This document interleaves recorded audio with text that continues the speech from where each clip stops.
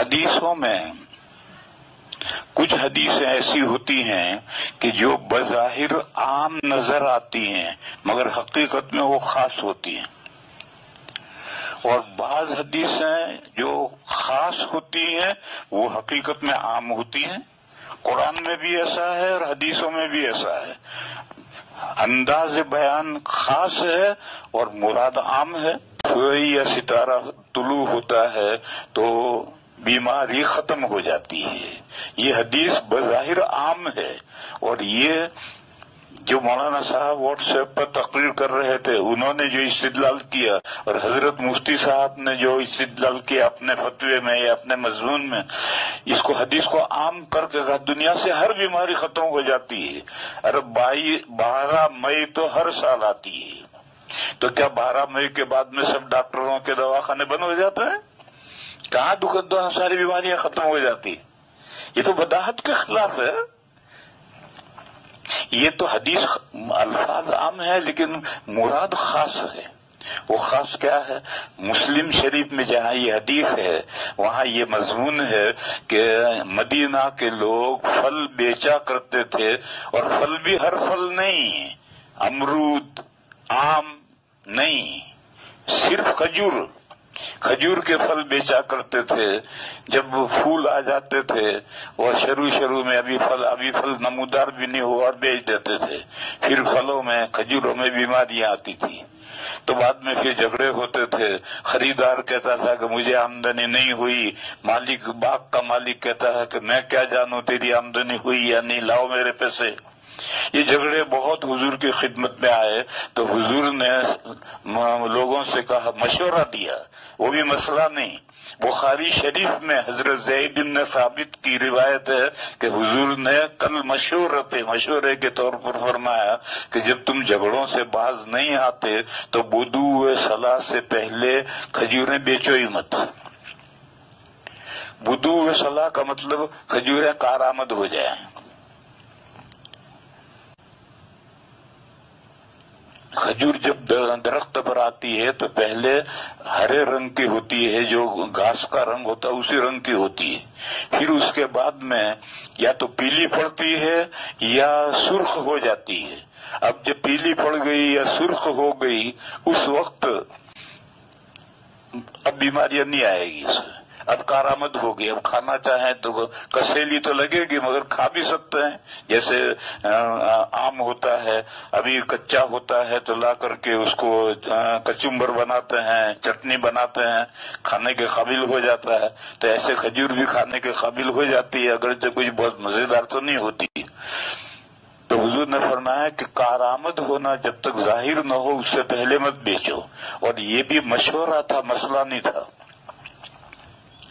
اسی سلسلے کی یہ حدیث ہے کہ نبی پاک صلی اللہ علیہ وسلم نے فرمایا کہ جب سورج ستارہ طلوع ہو جائے تو اب بیماری ختم، یعنی کھجوروں کی میں جو بیماری آتی تھی وہ ختم۔ ساری دنیا کی بیماریاں مراد نہیں ہے، کھجوروں کی بیماریاں ختم، لہذا سورج ستارے کے بعد میں پھر اب بیچ سکتے ہو، کھجوروں کو بیچو۔ اور وہ سورج ستارہ طلوع ہونے کا کیا مطلب ہے؟ سورج یا ستارہ بہت سارے چھوٹے چھوٹے ستاروں کا ایک گچھا ہے۔ ننگی آنکھ سے وہ سب ایسا معلوم ہوتا ہے کہ جیسے سارے ستارے ایک ہیں، حالانکہ ایک نہیں ہے۔ اگر خوردبین اور دوربین سے دیکھیں گے تو ہر ستارہ الگ الگ نظر آئے گا، اور یہ ستارے زمین سے سب سے زیادہ دور ستارے ہیں، کہتے ہیں کہ زمین سے بہت دور ستارے ہیں۔ یہ جو سورج ستارہ ہے یہ تو ہر دن طلوع ہوتا ہے۔ زمین گول ہے یا آسمان گھومتا ہے، دونوں میں سے کوئی بھی گھومتا ہے، کون گھومتا ہے؟ زمین گھومتی ہے، آسمان گھومتا ہے، چھوڑو اس بحث کو۔ بہرحال ہر سیارہ اور ہر ستارہ روزانہ طلوع غروب ہوتا ہے، جیسے سورج کا روزانہ طلوع غروب ہوتا ہے، چاند کا طلوع غروب ہوتا ہے، ایسے ہر ستارے کا طلوع غروب ہوتا ہے۔ تو سورج یا ستارہ بھی روز طلوع ہوتا ہے اور غروب ہوتا ہے۔ پھر طلوع ہونے کا کیا مطلب؟ دونوں طلوع ہونے کا مطلب یہ کہ یہ فجر میں صبح صادق کے بعد جب سورج نکل آتا ہے یا اس کی روشنی نکل آتی ہے پہلے، اس کے بعد یہ ستارہ ظاہر ہوتا ہے، طلوع ہوتا ہے. لیکن ستاروں کی رفتاریں الگ الگ ہیں، کوئی آگے کوئی پیچھے، جیسے چاند کی رفتار کیا سورج کی رفتار آگے پیچھے ہوتی ہے.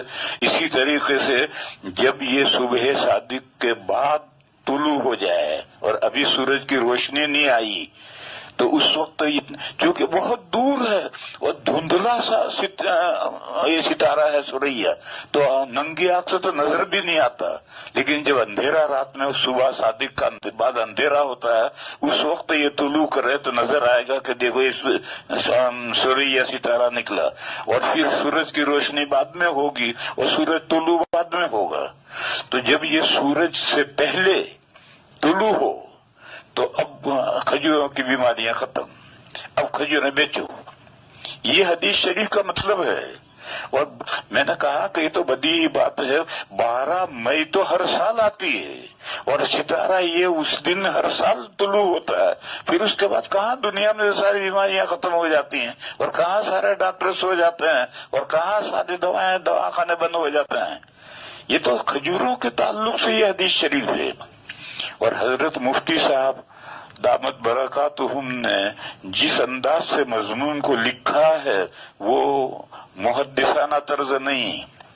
محدثانہ طرز یہ ہے کہ اگر کوئی حدیث شریف ہے اور اس کے لیے اگر آپ کو کوئی متابع چاہیے تو متابع بھی کم سے کم اس اصل حدیث کے برابر کے درجے کا متابع چاہیے، اس سے کم نہیں ہونا چاہیے.